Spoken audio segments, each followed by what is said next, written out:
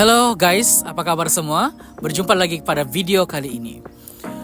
Tahukah Anda bahwa hampir setiap kita pada hari ini menggunakan produk daripada industri pulpa dan kertas? Dari buku, kotak pembungkusan, tisu, kertas, cetakan, sehinggalah kepada bahan pembungkus makanan. Semuanya berasal daripada satu industri yang penting yang dikenali sebagai industri pulpa dan kertas. Industri ini bermula dengan proses menukarkan kayu atau bahan berserat lain kepada pulpa, yaitu menjadi serat asas yang kemudiannya diproses menjadi selayan kertas. Proses penghasilan pulpa melibatkan pembelahan, perebusan, dan pembersihan dan pemutihan sebelum ia melalui mesin pembuatan kertas yang besar dan kompleks. Disebabkan banyak peringkat yang melibatkan pembersihan dan pemisahan serat, industri ini menjadi salah satu sektor yang paling banyak menggunakan air di seluruh dunia. Fakta yang menarik.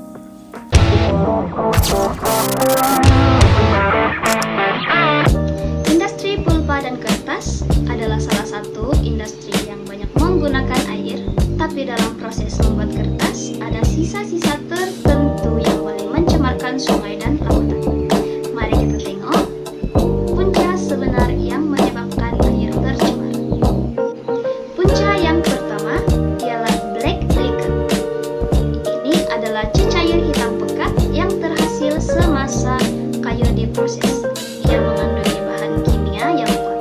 Kalau dilepaskan ke sungai tanpa rawatan, ia boleh membunuh ikan dan merosakkan air. Punca kedua ialah air buangan dari proses pelunturan kertas.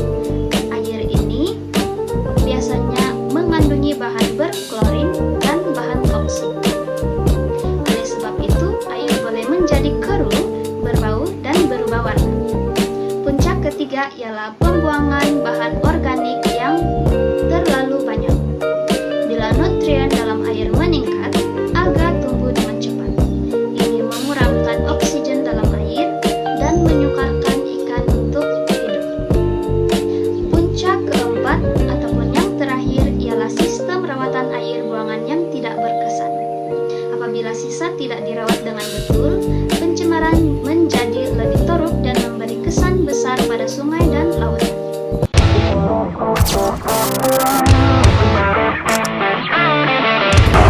Dalam industri pulpa dan kertas, proses pemasakan dan pelunturan kayu menghasilkan sisa seperti lignin, bahan kimia dan nutrien berlebihan.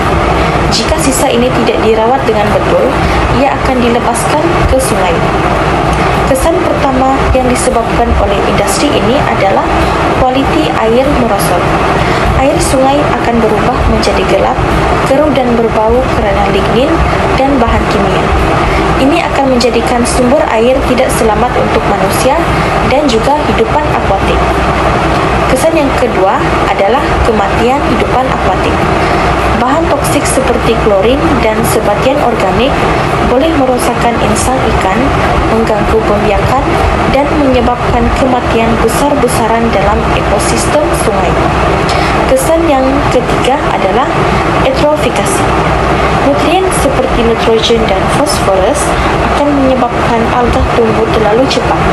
Alga ini akan menyekat cahaya matahari dan mengurangkan oksigen, lalu membunuh banyak spesies air.